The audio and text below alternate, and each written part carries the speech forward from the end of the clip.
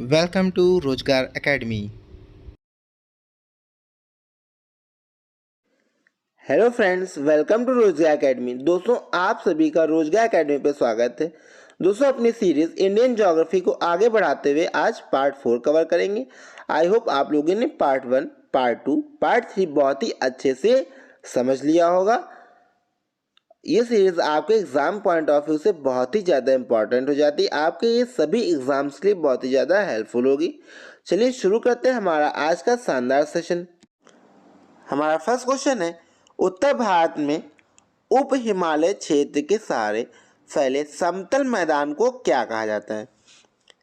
What is the flat plain spread along the sub-Himalayan region in North India called? Options हैं तराई reason, Doon reason, खादर या फिर भांगर।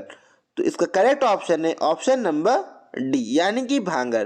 तो दोस्तों, जो भांगर क्षेत्र है वो जो है आपका कहाँ पाया जाता है? उप हिमालय के समतल मैदानों में पाया जाता है। आइए इनके बारे में एक एक करके अच्छे से समझते हैं। तो दोस्तों, अगर ये हिमालय रहा, उसके बाद आपका भाबर पाया जाता है, फिर हो गया आपका तराई रीजन, उसके बाद भांगर और फिर खादर। खादर जो है वो आपका एग्रीकल्चर के लिए यानी खेती के लिए बहुत ही बढ़िया यानी बेस्ट फील्ड होती है, जिसमें आपका एग्रीकल्चर होता है। ओके, बात कर लेते हैं भांगर की सबसे पहले। तो दोस्तों, यह उत्तरी मैदान के बड़े हिस्से को कवर करता है। यह पुरानी जलोढ़ मिट्टी से बना है। स्थानीय रूप से इसे कांकर कहा जाता है। क्यों? क्योंकि इसमें कैल्शियम की मात्रा बहुत ही अधिक होती है। ओके, और यह मिट्टी बहुत ही अधिक उपजाऊ नहीं होती है। ओके, अब बात कर लेते हैं खादर की। दोस्तों, जो खादर है वो भांगर की तरह ही उत्तरी मैदानों में मौजूद है। इसमें नई जलोढ़ मिट्टी पाई जाती है। कृषि के लिए व्यापक रूप से उपयोग किया जाता है, इसको कि याद रखिएगा। ओके, खादर का जो उपयोग है वो कृषि के लिए व्यापक रूप से किया जाता है। अब तराई रीजन की बात करें तो तुलनात्मक रूप से बेहतर जलोढ़ से बना है और जंगलों से आच्छादित है। ओके, तो ये किससे बना हुआ है? जलोढ़ मिट्टी से। ओके, इसमें भूमिगत धाराएं हैं और यह क्षेत्र को दलदली बनाता है और जो कि कृषि के लिए उपयोगी है। आइए आगे बढ़ते हैं। आई होप आप लोगों को अच्छे से क्लियर हो गया होगा।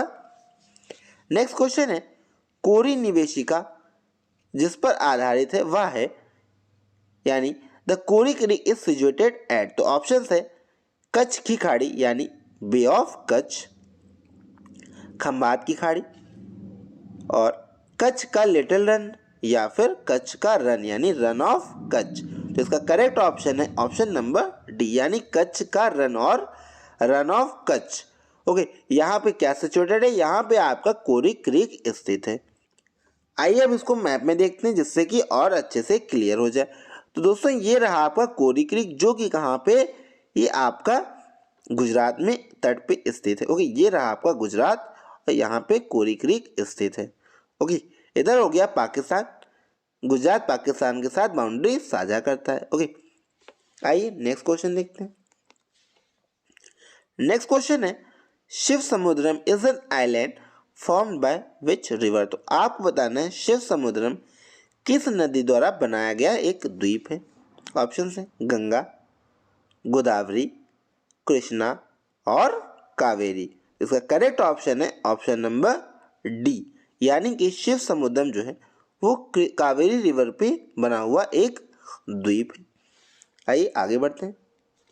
नेक्स्ट क्वेश्चन है, भारतीय मानक समय का याम्योत्तर नहीं गुजरता है। आपको बताना है from which state meridian of Indian standard time does not pass. दोस्तों, इसके बारे में हम लोगों ने पहले भी अच्छे से समझा था कि कहाँ और किस राज्य से इंडियन स्टैंडर्ड टाइम जो है पास होती है। इसमें आपके ऑप्शन हैं आंध्र प्रदेश, छत्तीसगढ़, महाराष्ट्र और उत्तर प्रदेश। तो दोस्तों, हमने बात कर ली थी आंध्र प्रदेश से भी गुजरती है, छत्तीसगढ़ से भी गुजरती है और उत्तर प्रदेश से भी गुजरती है। तो कहाँ से नहीं गुजरती है? वो है महाराष्ट्र। तो ऑप्शन नंबर आपका करेक्ट हो गया थर्ड। आइए आगे बढ़ते हैं और इसको मैप में अच्छे से समझते हैं। तो दोस्तों, ये है आपकी इंडियन टाइम लाइन। ओके, जो कि कहाँ से गुजरती है? सबसे पहले यूपी, उसके बाद आपका छत्तीसगढ़, देन उड़ीसा, ओके, और ये आपका आंध्र प्रदेश। दोस्तों ये 5 राज्यों से होकर गुजरती है। हम जैसे बात की यूपी, एमपी, छत्तीसगढ़, उड़ीसा और आंध्र प्रदेश। ओके, याद रखिएगा इंडियन जो टाइमलाइन है, इंडियन स्टैंडर्ड टाइम, ये कहाँ से लिया जाता है? ये आपका यहाँ से लिया जाता है, जो कि कहाँ से गुजरता है? 5 राज्यों से। ओके, आइए नेक्स्ट क्वेश्चन देखते हैं। नेक्स्ट क्वेश्चन है तमिलनाडु का व आंध्र प्रदेश के तट का नाम क्या है? यानी तमिलनाडु व और आंध्र प्रदेश जो तट है उसका नाम क्या है? यानी name the coast of Tamil Nadu and Andhra Pradesh. तो ऑप्शंस हैं कोरोमंडल, मालाबार, उत्तरी सराकर और या फिर कोंकण। तो इसका करेक्ट ऑप्शन है ऑप्शन नंबर ए, यानी कि कोरोमंडल। तो दोस्तों तमिलनाडु और आंध्र प्रदेश के तट को कोरोमंडल के नाम से जाना जाता है। ये रहा मैप और ये रहा आपका ईस्टर्न कोस्ट, जहां पे ये हो गया आपका तमिलनाडु, ओके, और ऊपर हो गया आपका ये आंध्र प्रदेश, जिसको कोरोमंडल के नाम से जाना जाता है। ओके, इधर आपका कोंकण कोस्ट हो गया, जो कि आपका गोवा से लेकर कहां तक है? दमन द्वीप तक है। ओके, उसके बाद आपका इधर क्या है? मालाबार कोस्ट है। ओके, इधर कोरोमंडल कोस्ट हो गया। ये रहा आपका नॉर्दर्न सिरैकर, ये हो गया उत्कल कोस्ट, जो कि ओडिशा के तट पे है। आइए आगे बढ़ते हैं और नेक्स्ट क्वेश्चन देखते हैं। नेक्स्ट क्वेश्चन है who discovered the sea route of India. तो आपको बताना है भारत के लिए समुद्र मार्ग की खोज का श्रेय किसको जाता है? ऑप्शंस हैं फ्रांसीसियों को, या फिर डचों को, पुर्तगालियों को और अंग्रेजों को।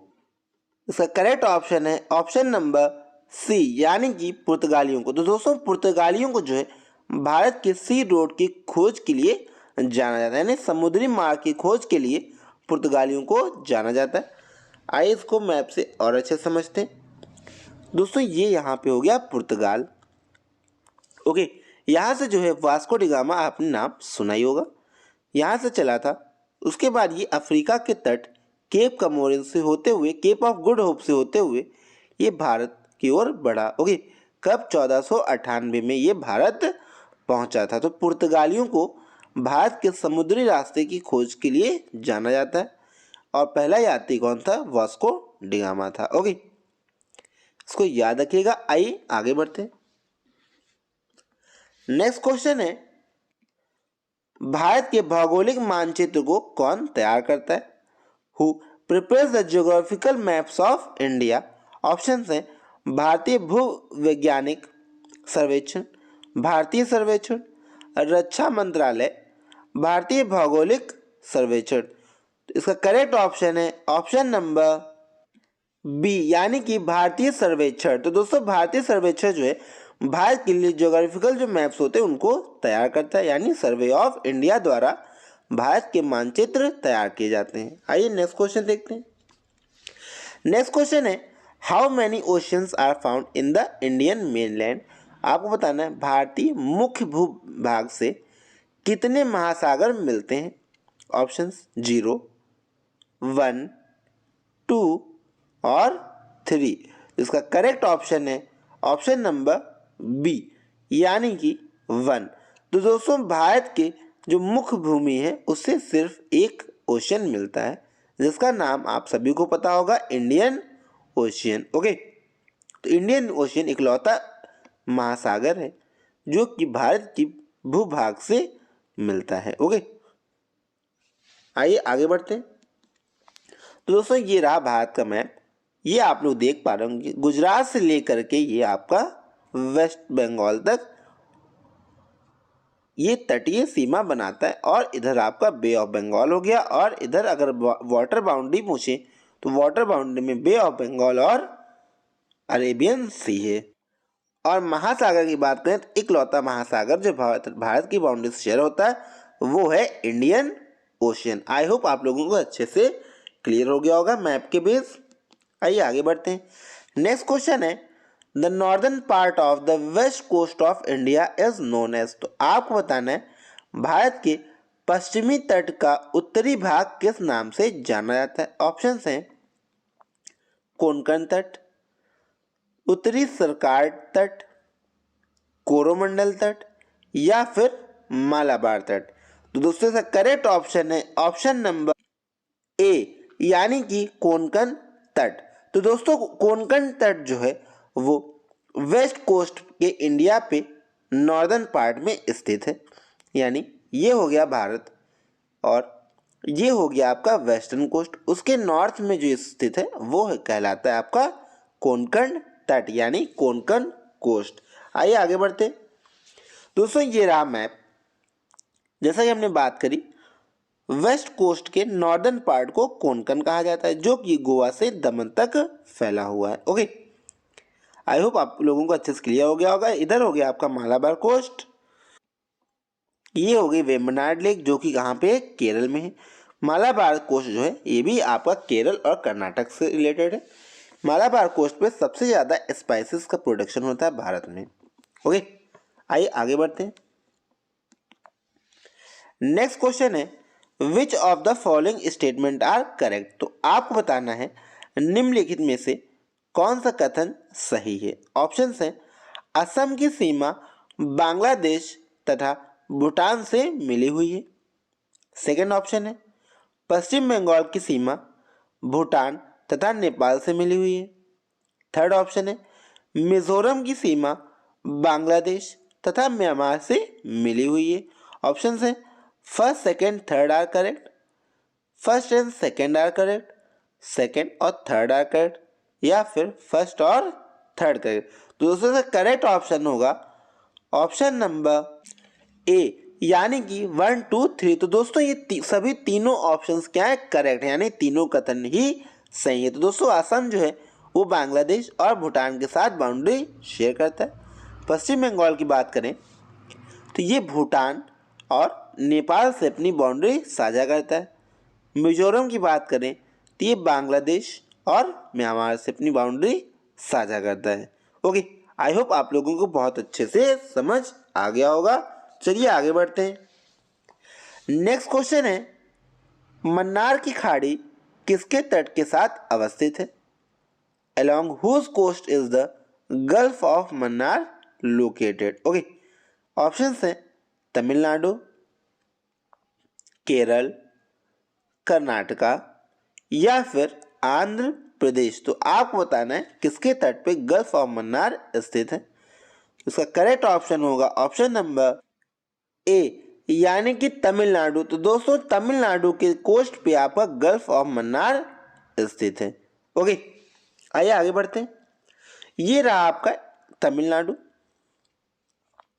ओके, और हमें बताना है इसके कोस्ट पे गल्फ ऑफ मन्नार है अथवा नहीं। दोस्तों गल्फ ऑफ मन्नार आप लोग देख पा रहे होंगे, ये है आपकी कोस्ट तमिलनाडु की और उसी के कोस्ट पे क्या है, गल्फ ऑफ मन्नार है। ओके, आई होप आप लोगों को अच्छे से क्लियर हो गया होगा। और इसमें पूछा गया था गल्फ ऑफ मन्नार किसके तट पर अवस्थित है, तो हमने बात कर ली कर्नाटक। ओके, आइए आगे बढ़ते हैं। नेक्स्ट क्वेश्चन है अंडमान और निकोबार द्वीप समूह के बारे में निम्नलिखित कथनों पर विचार कीजिए। Consider the following statement about Andaman and Nicobar island. Option हैं इसकी विषुवतीय जलवायु है, भारत में यह एकमात्र स्थान है जहां ज्वालामुखी अवस्थित है, भारत में यह एकमात्र स्थान है जहां प्रवाल संस्तर पाया जाता है। आपके ऑप्शंस हैं 1 2 3 आर करेक्ट और 1 and 2 are correct, 2 and 3 are correct, या फिर सिर्फ और सिर्फ फर्स्ट इज करेक्ट। तो इसका करेक्ट ऑप्शन होगा option number first is your correct answer. Okay, sorry, option number third, second and third are correct, first is wrong. Okay, तो दूसरा और तीसरा आपका इसका करेक्ट आंसर होगा। आइए देखते हैं ऐसा क्यों होगा। दोस्तों ये अगर मान लेते हैं ग्लोब है, ओके, और हमें पता है भारत की स्थिति कहाँ पे, नॉर्थ ईस्टर्न में है, यानी कि भारत कहाँ पे, यहाँ पे नॉर्थ ईस्टर्न में। और पहले ऑप्शन में यहाँ क्या कहा गया है, इसकी विषुवतीय यानी जो विषुवत होता है यानी इक्वेटर, इसमें कहा गया इसकी विश्वतीय जो जलवायु है भारत की वो है, लेकिन हमें पता है भारत जो कहाँ पे नॉर्थ ईस्ट में पाया जाता है। ओके, और ये आपका इक्वेटर पे स्थित नहीं है, यानी फर्स्ट क्वेश्चन आपका जो कथन है वो गलत हो गया। और दोनों आपके नेक्स्ट क्या है वो करेक्ट है। हमें पता है हमारे भारत में एकमात्र क्या है बैरन वॉल्केनो है जो कि क्या है सक्रिय था। ओके, आई होप आप लोगों को अच्छे से क्लियर हो गया होगा। यहाँ पे प्रवाल भी पाया जाता है, यानी कोरल्स पाए जाते हैं। आइए आगे बढ़ते हैं। नेक्स्ट क्वेश्चन है, आंध्र प्रदेश एक भाषाई राज्य के रूप में गठित किया गया। आपको बताना है Andhra Pradesh was form as a linguistic state at which year. Option है 1950 में, 1953 में, 1956 में या फिर 1961 में आंध्र प्रदेश को भाषाई राज्य के रूप में गठित करने वाला पहला राज्य बना। इसका करेक्ट ऑप्शन होगा ऑप्शन नंबर सी, यानी कि 1956। दोस्तों आंध्र प्रदेश राज्य जो है उसको 1956 में लिंग्विस्टिक बेस पे बनाया गया था, यानी भाषाई आधार पे पहला राज्य गठित किया गया था। ओके, आइए आगे बढ़ते हैं। दोस्तों ये रहा आपका आंध्र प्रदेश जिसके बारे में हमने बात करी, वो पहला राज्य जहाँ पे क्या हुआ था, जहाँ पे आपका लिंग्विस्टिक यानी भाषाई आधार पे पहला राज्य घोषित किया गया था। आइए आगे बढ़ते हैं। नेक्स्ट क्वेश्चन है, भारत प्रमुखता एक उष्णकटिबंधीय देश कहलाता है, निम्नलिखित में से कारण बताना है। India is mainly called a tropical country because of the following. Okay, क्यों कहा जाता है आइए बात करते हैं। क्योंकि अक्षांशीय विस्तार या फिर देशांतरीय विस्तार, क्षेत्रीय आकार या फिर उष्णकटिबंधीय मानसून जल क्षेत्र। इसका करेक्ट ऑप्शन है ऑप्शन नंबर ए, यानी कि अक्षांशीय विस्तार। तो दोस्तों इंडिया का जो मेनली ट्रॉपिकल कंट्री है वो कौन से रीजन में है, ये है आपकी अक्षांशीय विस्तार, जिसकी वजह से ही इसको ट्रॉपिकल रीजन कहा जाता है। इसको याद रखिएगा, ट्रॉपिकल रीजन क्यों कहा जाता है, क्योंकि भारत की लोकेशन कहाँ पे वो अक्षांशीय विस्तार में है। ओके, आइए आगे बढ़ते हैं। नेक्स्ट क्वेश्चन है, भारत शासित प्रदेश दादर और नागर हवेली भारत में निम्नलिखित में से किन राज्यों के बीच स्थित है। आपको बताना है UT of Dadar Nagar Haveli is situated between which of the state. Okay, यानी किन दो राज्यों के मध्य दादर नगर हवेली स्थित है, आपको ये बताना है। ऑप्शन है उत्तर प्रदेश और एमपी के मध्य स्थित है, गुजरात या एमपी के मध्य, एमपी और गुजरात, या फिर गुजरात और महाराष्ट्र के बीच में यह पत्र है। दूसरा करेक्ट ऑप्शन हो गया आपका ऑप्शन नंबर डी, यानी कि गुजरात व महाराष्ट्र। दोस्तों गुजरात और महाराष्ट्र के मध्य आपका दादर नगर हवेली स्थित है। आइए इसको मैप में देखते हैं। दोस्तों ये रहा भारत का मैप, इधर हो गया आपका गोवा, ओके, जो कि आपका महाराष्ट्र और गुजरात के मध्य स्थित है। ओके, आई होप आप लोगों को अच्छे से क्लियर हो गया होगा। दमन दीव हो गई आपकी कैपिटल दमन, दादर नगर हवेली की सिलवासा। ओके, आइए आज का लेक्चर यहीं समाप्त करते हैं। आई होप आप लोगों ने आज का लेक्चर बहुत ही शानदार तरीके से एंजॉय किया होगा और आप लोगों को लेक्चर फर्स्ट सेकंड थर्ड भी अच्छे से क्लियर हो गए होंगे। तो दोस्तों गुड डे, गुड बाय।